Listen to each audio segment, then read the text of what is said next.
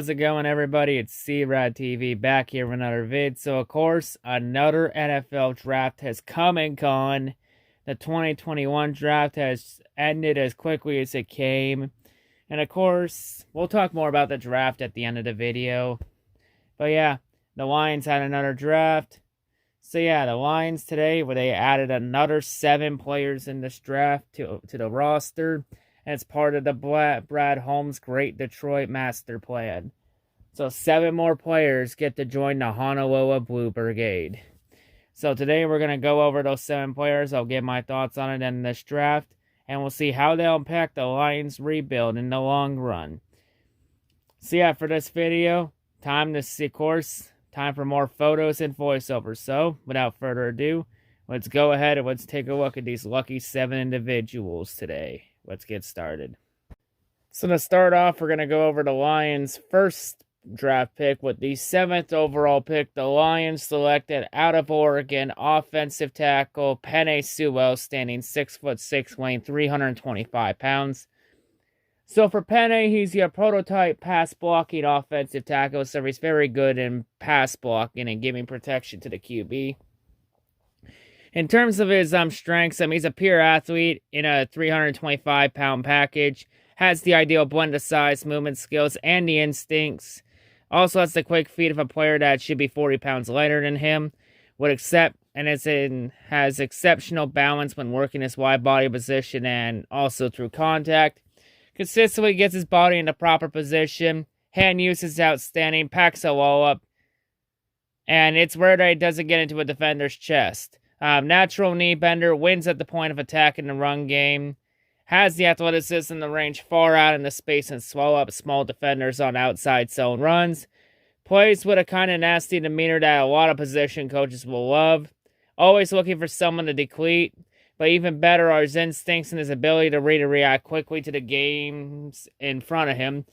So some overall facts about him.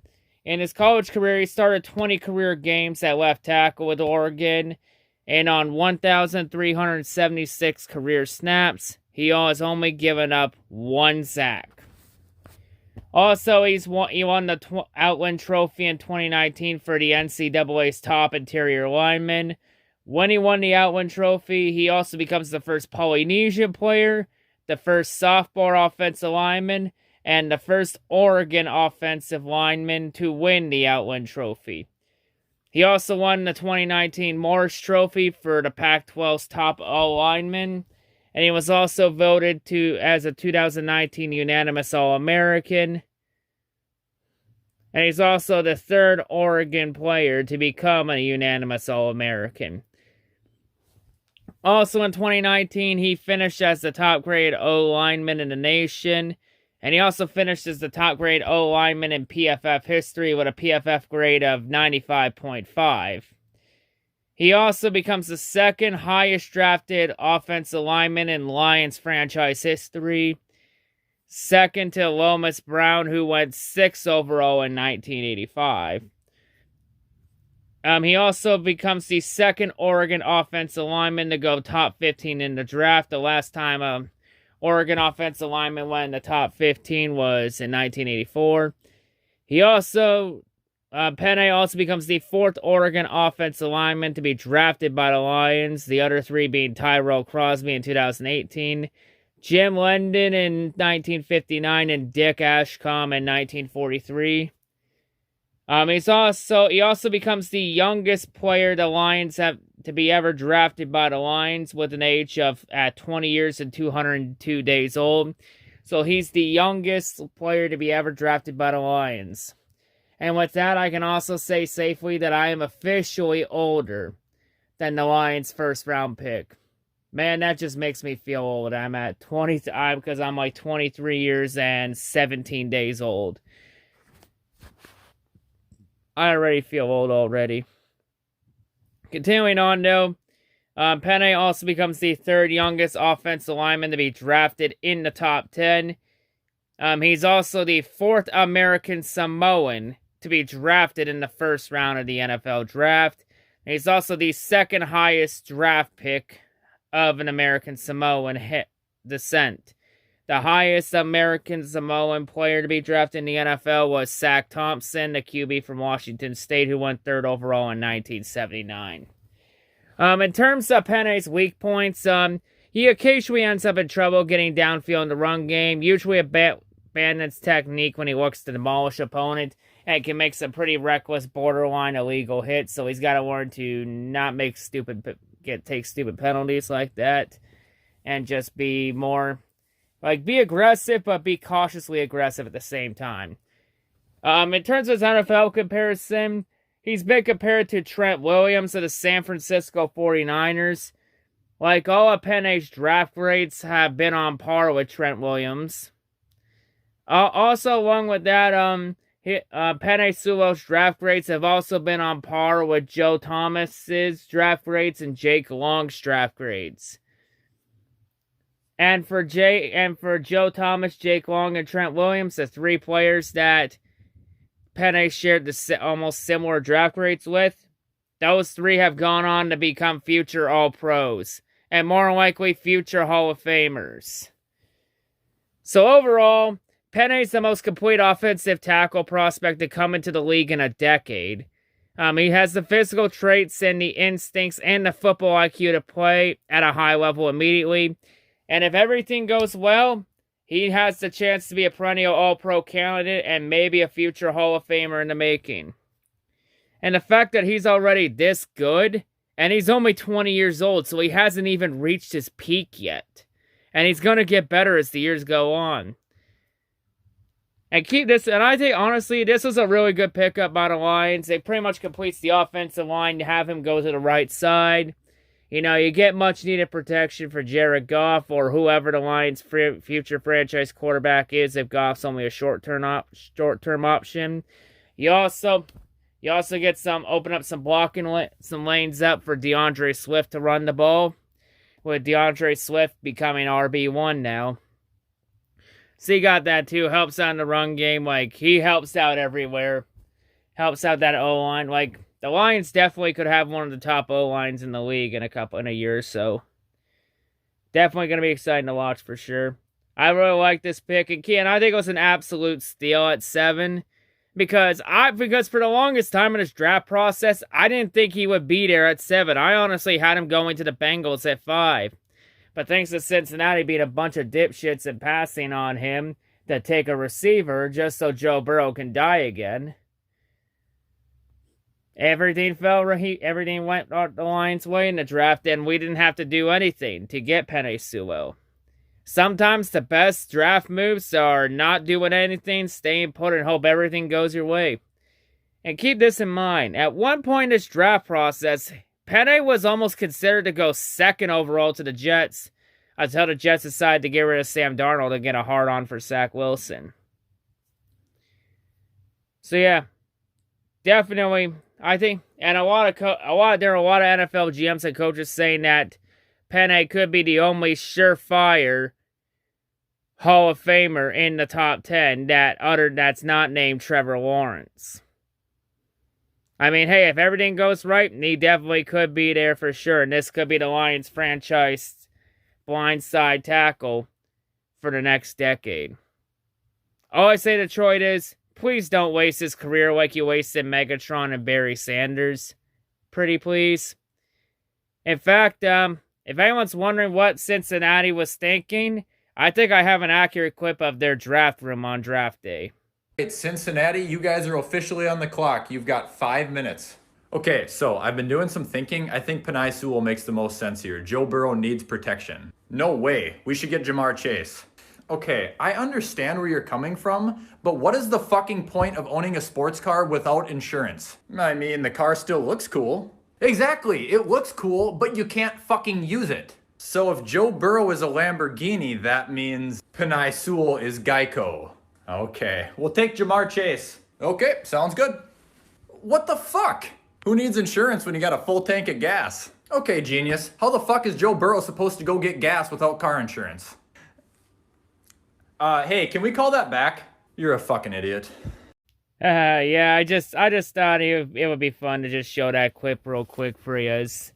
There, I thought that was pretty funny. about that draft analysis from the Bengals draft room, that little mock there. But anyway, back on topic now. Moving on to the next pick the Lions made in the second round with the 41st overall selection. The Lions selected out of Washington, standing 6'3", weighing 295 pounds, defensive tackle Levy Onwu. It's a bit of a tongue twister last name. Some of these names the Lions drafted are going to be hard to pronounce. So anyway, for Levy, he's your prototype tackling defensive tackle, so he's very good at tackling and getting to the ball carrier. In terms of his strengths, he's played all across the line as part of a talented rotation in Seattle with Washington. He proved to be a disruptive force. He's undersized, but he's exceedingly nimble. He's quick and slippery when he works his way in the backfield. Seems to go into every snap with a plan, use his long arms and his quick hands effectively. Also features one of the best spin moves in this class. Rarely gets squared up for long before he's in the backfield. So he's very good, and he also has that position versatility, so he can line up almost anywhere on the defensive line. Overall, for his career, for a career snapshot, he was a 2019 first team All Pac-12. He was a 2019 second team All-American and on the second team AP and the second team PFF class. In 2019, he had a PFF grade of 82.5.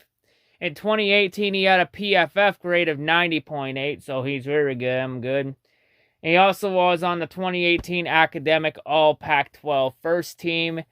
And in 2017, he was on the academic All Pac-12 second team. He also becomes the second player to be drafted 41st overall by the Lions. The last time the Lions drafted a player 41st overall was 1943. He's also the second defensive lineman from Washington to ever be drafted by the Lions. The last time it happened was 1987. And he's also the third highest drafted defensive tackle from Washington in the school's history. Overall, for his career, in his college career, he played 39 games, had 95 tackles, 16 tackles for a loss, and 7 sacks and 2 QB hits. In terms of his weaknesses, though, he has a relative small frame for the inside. He might realistically top out, though, with 300 pounds. Holds his own as a run defender on the interior, which will be a bit of a challenge, especially as he often plays too high, sacrifices leverage and power. He's inconsistent in the pass rush, in large part due to a slow get-off, so yeah, one play he looks like he's good at pass rushing, next play he looks not that good, so it's very inconsistent. Like, you don't know what you're truly going to get from him. In terms of his NFL comparison, he's been compared to Jerry Tillery of the Los Angeles Chargers. Overall for him, he's more of a one-gapping lineman. Might ultimately fit as a 3 technique, a no-shade, or a penetrating 5 technique at the NFL. His ability to get upfield, though, as a disruptor is exactly what a lot of teams are looking for. You know, this was a player I looked into. A lot of people have had him mocked to the Lions at 41 or whatnot. And I honestly feel, you know what, I honestly did have him there too. Or even in the 3rd round, because there were a couple times mock drafts I had where he fell in the 3rd round. You know, definitely I think this is a very good selection for the defensive line because the Lions needed some defensive tackles because Nick Williams has been a disaster. Deshaun Hand has had issues staying healthy. I'm not sure what we're going to get out of Michael Brockers. I think he looks solid, though. And John Penei is more of a run stuffer than a pass rusher, so the Lions need pass rushers on that defense. Since the Lions had issues getting to the QB and having one of the worst pass rushes in the league. Then again, everything on the Lions defense last year was fucking terrible. But for the most part, it was pass rushing. So yeah, building in the trenches and working inside out really helps out in terms of trying to build a pass rush. So yeah, I really like this pick. I think Levy could be someone to keep in. Could be someone that can make a long-term impact on the Lions' defensive line.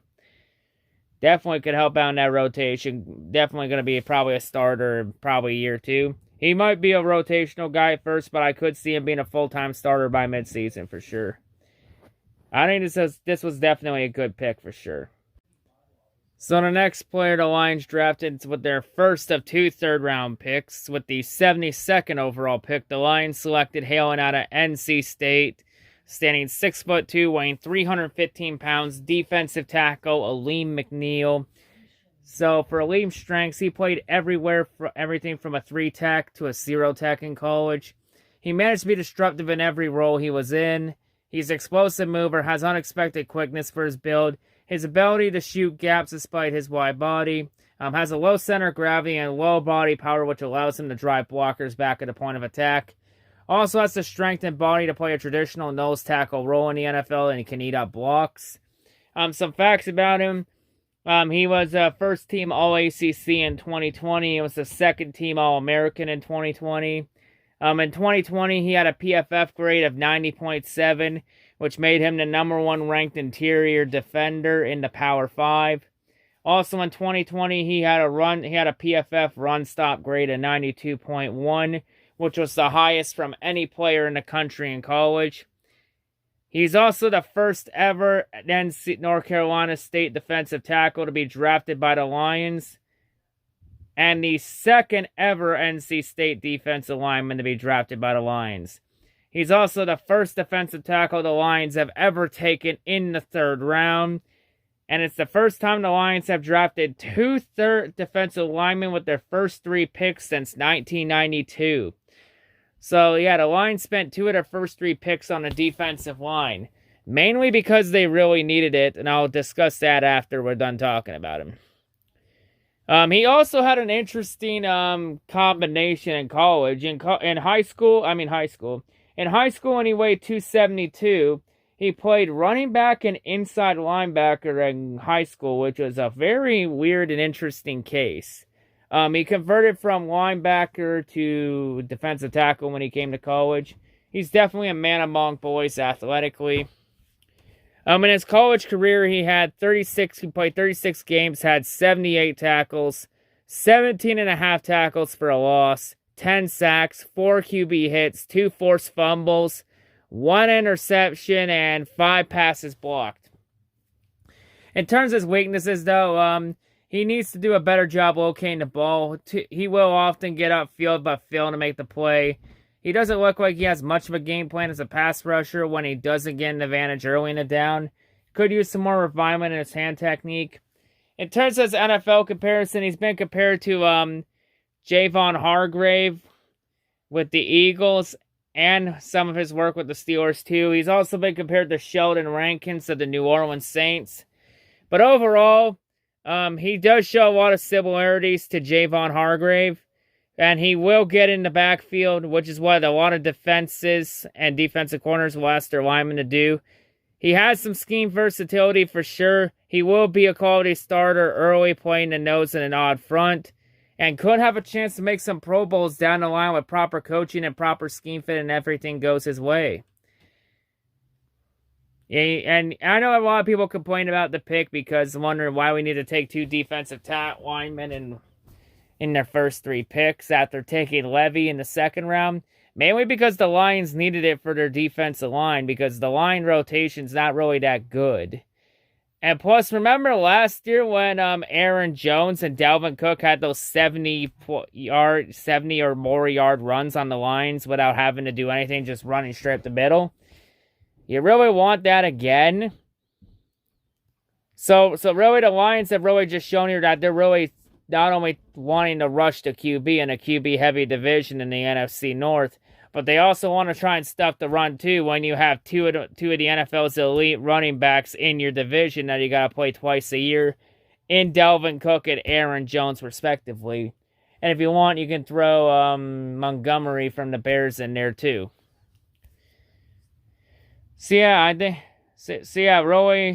Really, the game is won and lost in the trenches, and the Lions spent their first 3 picks addressing the trenches to lay the foundation, because because this is how a rebuild's done properly. You do it inside out, not outside in, not the other way around. So I really think this is a solid pickup for sure.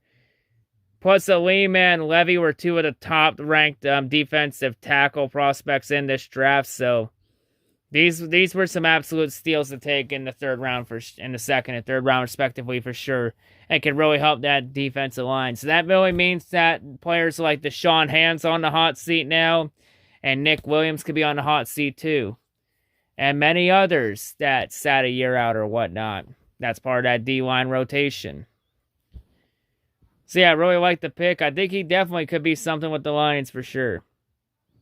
Maybe a rotational piece, maybe a starter, could make a Pro Bowl too if everything goes right. And maybe if he bites off some kneecaps for Dan Campbell too.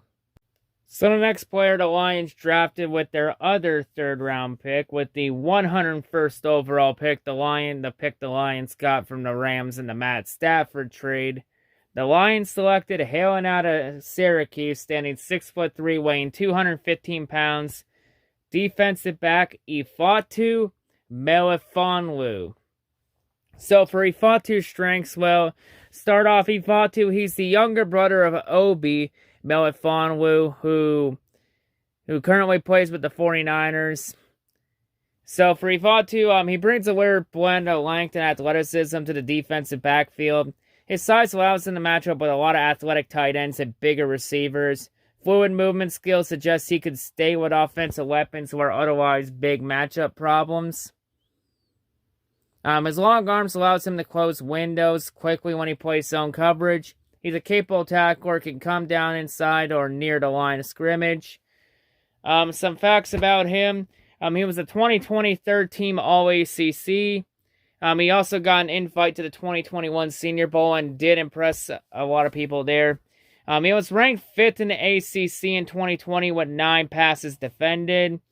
He was also on the All-ACC academic team in 2019. Also in 2019, he led Syracuse with 8 passes defended. He also becomes the 3rd Syracuse current defensive back to be drafted by the Lions, and the first one since 1997. He's also the highest selected Syracuse defensive back since Will Allen went 22nd overall in 2001. And he's also the Lions' first third-round defensive back selection since 2015. Overall, for Ifatu's college career, he played 29 games, had 88 tackles, 5 tackles for a loss, 1 sack, 3 interceptions, and 22 passes blocked. In terms of his weaknesses, though, his route recognition and anticipation are lagging. He might need a development year or 2 behind before he makes an impact. He also can't ignore the fact that similar players taken in the second round of recent drafts, like his brother Obi and New England's Joequan Williams, they haven't worked out, or at least yet in Williams' case. For his NFL comparison, he's been compared to Justin Lane of the Pittsburgh Steelers. But overall, Ifatu has a combination of traits that's difficult to find. He will get a long opportunity to develop. The question is whether he'll be put on a track to be a Seattle-style corner or a safety, or hell, even a defensive chess piece. So he has some versatility and could go almost anywhere in the secondary. Some reports saying he could go to safety. And I could see why they go to safety, because Will Harris has been an absolute disaster and a complete bust. And Tracy Walker needs a partner in crime in that secondary to help him out. So I could see him going to safety for sure, especially with his height and size. Since we're pretty good at corner right now, with Okudah and Awarrior and company. I could see him going to corner too to replace Justin Coleman maybe, but I highly doubt it. I think he goes to safety. He's definitely going to be a player in the secondary for sure to try and help that young Lions secondary out. And he could be a playmaker too, can match up with tight ends for sure, and those big receivers, especially if Okudah or Awarrior have problems in the game. Have Ifatu come in there and try and help him out. See, I really like this pick. I think it was an absolute steal. A lot of people saying there are a lot of experts that said he could have gone a lot higher in the draft. See, I think getting him here was a good steal. Definitely someone to help out in the secondary for sure. Because the Lions need a lot of help in this defense for sure. So yeah, I really like this pick for sure. So the next Lions draft pick we have here, the first of 2 fourth-round draft selections. We have with the 112th overall pick, the Lions selected, hailing out of USC, standing 6'1", weighing 200 pounds. We have wide receiver Amon-Ra St. Brown. So for Amon-Ra's strengths, he's an ultra-competitive catch-and-run threat, offers good athleticism and great hands, plays bigger than his listed size. He's at his best at the short and intermediate routes, shows a great feel for stemming his routes, sets up defensive backs to create separation. He's excellent at finding soft spots in zone coverage, serves as a security blanket, consistently plucks the ball away from his frame, effectively adjusting to the off-target throw, usually wins a contested catch situation. He's an aggressive runner who's much tougher to bring down than he looks, seems to enjoy the physicality involved with blocking on the outside. Some facts about him. He was the 11th on USC's career reception list with 178 career receptions. He also had 7 100-yard games with USC in college. He was also a first-team All-Pac-12 in 2020 and a team captain for USC in 2020. He was also tied for 30th in FBS with 8 contested catches in 2020 per PFF. In 2019, he had 1,042 receiving yards on 77 catches, averaging 13.5 yards per catch, with 6 touchdowns. He's also the younger brother of Equanimeous St. Brown, who plays receiver for the Green Bay Packers. So we do have an NFC North brother-sibling rivalry. And we're going to see Amon-Ra St. Brown take on his older brother, Equanimeous, 2 times a year. Unless Green Bay gets rid of him for some strange reason. So, yeah, you got that to look forward to. He's also the first wide receiver drafted by the Lions in the 4th round since 1981. And he's also the Lions' first pick out of USC since 2006. And he's the 5th USC wide receiver to ever be drafted by the Lions. In terms of his weaknesses, though, his measurables are underwhelming. Not only his middling size, his lack of true breakaway speed. Wasn't much of a big play threat at the college level. He often played out of the slot at USC. He'll have to prove himself against physical press coverage, though, in the NFL. In terms of his NFL comparison, he's been compared to Brandon Ayuk at the San Francisco 49ers. Overall, though, he doesn't have the profile as a classic X receiver, but he should be a force out of the slot or moving around as a C receiver. So he could be more like a slot receiver for sure. And I was actually surprised he fell all the way to 4th round. There were a couple draft reports that said he could have gone anywhere from the 2nd round to the 3rd round. And I think the 4th round was an absolute steal. So we get a wide receiver here to replace in the slot to replace Danny Amendola. Since I believe Quintez Cephas is either going to become wide receiver 1 or wide receiver 2. So yeah, 2nd year in a row, we find another wide receiver. And odds are, on day 3, and odds are Amon-Ra St. Brown, with him probably going to the slot to replace Amendola. This is more likely going to be a day 1 starter right here. So yeah, I really like it. I think this is a really good pickup for the Lions for sure, to really fill that slot up. Also, I should mention here, overall, also for Amon-Ra's college career, he had 31 games, had 178 catches for 2,270 yards, averaging 12.8 yards per catch, with 16 touchdowns. Also, in terms of running, he had 69 rushing yards on 9 carries, averaging which averages around, I think it's close to 7 or around close to 8 yards per carry, and had 1 rushing touchdown in college. So he offers some impact as a runner too, when jet sweeps and all that. See, I really like this pick. Another receiver to help that receiving room, because the Lions receiving core shot the shit. So this will definitely give Jared Goff another weapon to throw to in the passing game. So Goff doesn't have to rely 100% on Hawkinson and Cephas. Now he can have St. Brown to throw to. So yeah, I really like this pick. It really helps the receiving core. This helps a big need for sure right there.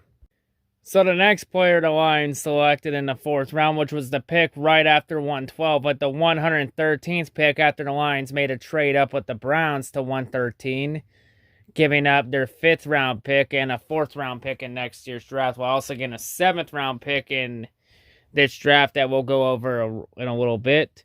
But with the 113th pick, the Lions took, hailing out of Purdue, standing 6'1", weighing 240 pounds, linebacker Derek Barnes. So for Derek's strengths, he played as an edge rusher and a traditional stack linebacker at Purdue. He delivered good production at both spots. It was often used looping around on stunts or coming on blitzes. Has the low center of gravity and the speed and the balance to get in the backfield and finish plays. Take-on skills are good despite a lack of length with the motor and active, violent hands to keep blockers out of his chest. Overall, some facts about him. He was on the 2nd team All-Big Ten in 2020. He was also tied for 6th in the FBS with 6.7 solo tackles per game in 2020. In 2020, per PFF, he allowed a 60.6 power rating while targeted in per PFF. In 2020, he also recorded a team-high 54 tackles in 2020. He was also an honorable mention for the All-Big Ten team in 2019. He's the 6th Purdue linebacker to be drafted by the Lions.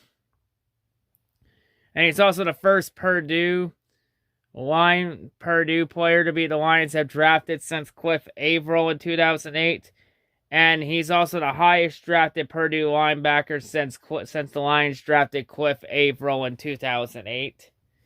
In terms of some weaknesses, though, he doesn't have a clear position for the next level. He lacks the length to be able to threaten off the edge full time. Isn't comfortable enough in space and in coverage to be a stack linebacker. Louder's probably his best position, though. Doesn't have the kind of multi-directional movement, the skills to hold up in coverage. I should also mention Derek Barnes' career stats. In college, he played 55 games, had 317 tackles, 33 tackles for a loss, 10.5 sacks, 5 QB hits, 1 forced fumble, 1 interception, and 3 passes blocked. I've seen a couple people compare him to a more athletic version of Jared Davis. Of course, the former Lions linebacker that, of course, ended up going to the Jets because of cap casualty. So yeah, I definitely do see a little bit of Jared Davis in Barnes' game. But overall for Derek Barnes, I think the reason I see him possibly being a more athletic version of Jared Davis is because he fits best as a situational edge rusher, or perhaps even playing an inside linebacker in a 3-4 defense. And I believe the Lions said their defense is going to be a mix of 4-3 and 3-4 and all kinds of different schemes and shit. But, Derek, he might hold up on early downs, but until he learns to develop in coverage, he's either going to have to come off the field on passing downs or he's going to have to be strictly a blitzer on 3rd downs. So yeah, we add another linebacker, possibly a Jared Davis replacement to be going in on edge rusher and rush the passer and all that. Since it seems like he struggles a lot in coverage, but he's very good at rushing the passer. So I could definitely see him being more like a more athletic version of Jared Davis and more younger. Even be better than Jared Davis. So, I really like this pick. I think this pick was a really good job. Plus linebacker was an absolute need. Since the Lions linebacking core is complete ass. So, I think this was a really good pickup here to really help that defense since the Lions want athletic players in the defense. So, this really helps out for sure. Really like this pick. I think it was a really good pickup for sure. So, really like it. And the Lions' final draft selection in the 7th round, the 257th overall pick, the Lions selected hailing out of Oregon State, standing 5'10", weighing 217 pounds, running back Jamar Jefferson. So for Jamar's strengths, he runs with excellent balance, has tremendous feel and tempo as a runner. Lateral agility allows him to carve out creative runs. When he sees the crease, he plants his foot and gets moving quickly. Has a low center of gravity. His balance leads to a lot of yards after contact. Overall, had tremendous production despite one of the weakest supporting casts in the Pac-12. And he proved he could be effective with a full-time workload when he topped out 20 carries 14 times in his career in a game. Some facts about him. He's ranked 5th in Oregon State history in career rushing yards with 2,923 rushing yards. And he's also ranked 5th in Oregon State school history with 15 100-yard rushing games. So he can be a good runner and can run the ball. He was also a first-team All-Pac-12 in 2020. He was also 4th in the FBS in 2020 with 103 rushing yards a game. He was also 9th in FBS in 2020 with 159.5 all-purpose yards per game. He was also a Pac-12 Offensive Freshman in the year 2018. And was also a 2018 Freshman All-American.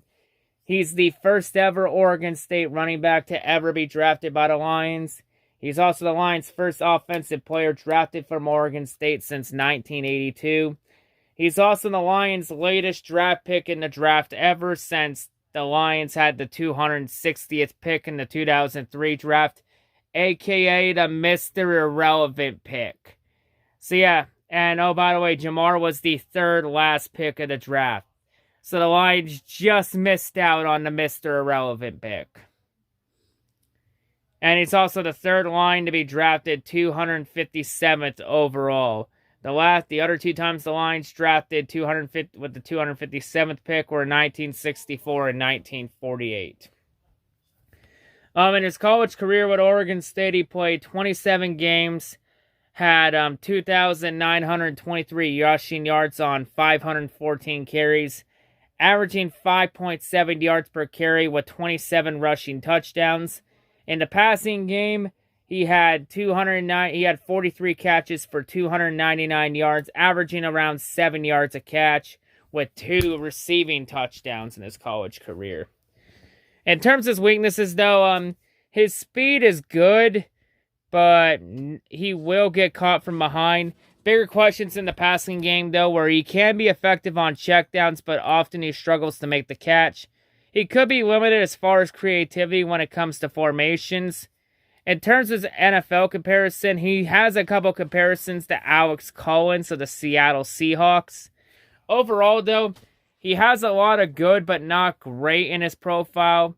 He's not going to be a difference maker in the passing game, though, but his natural instincts as a runner could make him a quality rotational back with a chance to head up a committee.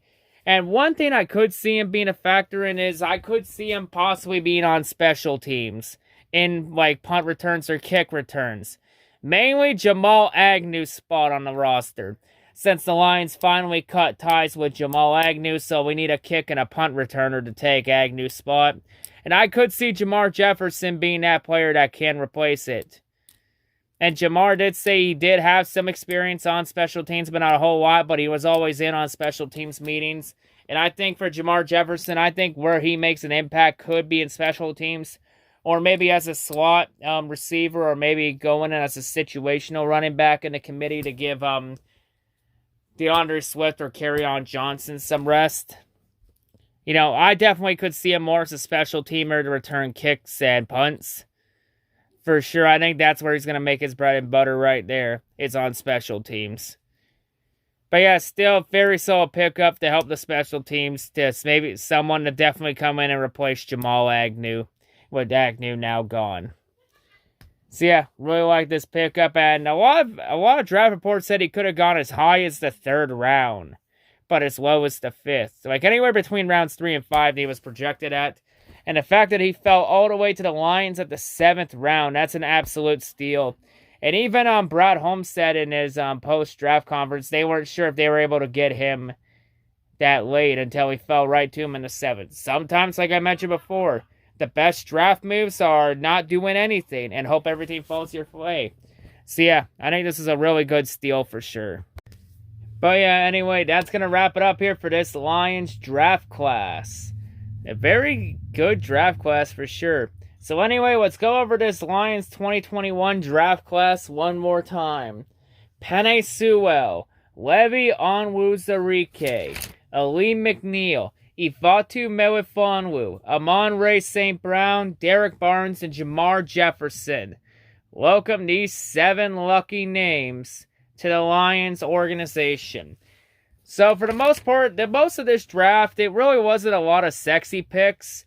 It was maybe more like picks to lay the foundation for this rebuild that's going to take a few years to be done. But yeah, I do think though if everything does go right with this, it does open the door in a year or two down the line to maybe take some sexy picks.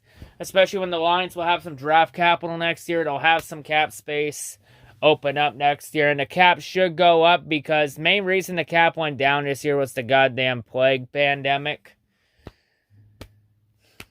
So yeah, anyway, in terms of a draft grade, it's tough to really grade this one.